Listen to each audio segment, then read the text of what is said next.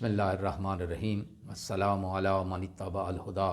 ہدایت کی اتباع کرنے والوں کو راحت دو جہاں قرآن چینل کی طرف سے سلام عرض ہے۔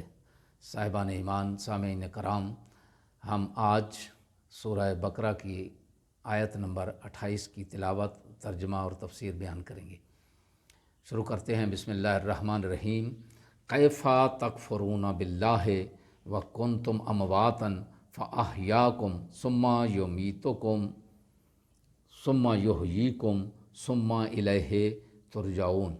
اس کا ترجمہ ہے کہ آخر تم لوگ کس طرح کفر اختیار کرتے ہو جب کہ تم بے جان تھے اور خدا نے تمہیں زندگی دی ہے اور پھر موت بھی دے گا اور پھر زندہ بھی کرے گا اور پھر اس کی بارگاہ میں پلٹا کر لے جاؤ گے۔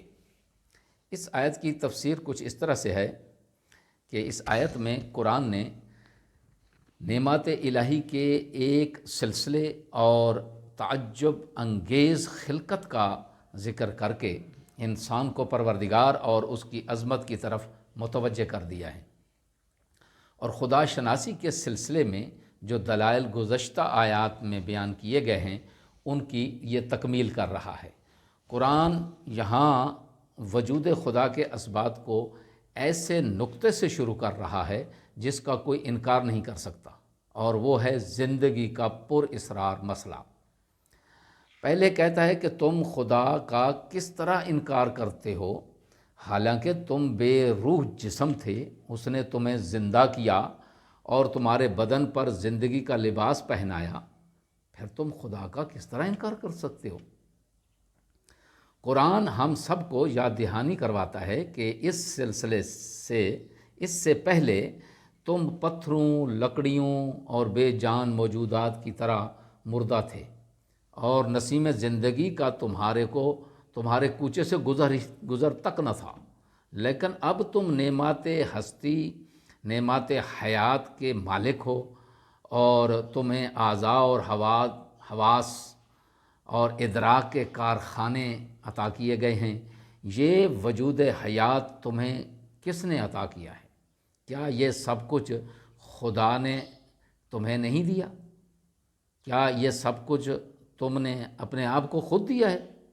واضح ہے کہ ہر منصف مزاج انسان بغیر کسی تردد کے اعتراف کرتا ہے کہ یہ نعمت خود اس کی اپنی طرف سے نہیں بلکہ ایک مبدع عالم اور قادر کی طرف سے اسے ملی ہے، جو زندگی کے تمام رموز اور پیچیدہ قوانین سے واقف تھا، انہیں منظم کرنے کی قدرت رکھتا تھا۔ یہاں یہ سوال پیدا ہوتا ہے کہ پھر کیوں حیات اور ہستی بخشنے والے خدا کا انکار کرتے ہیں؟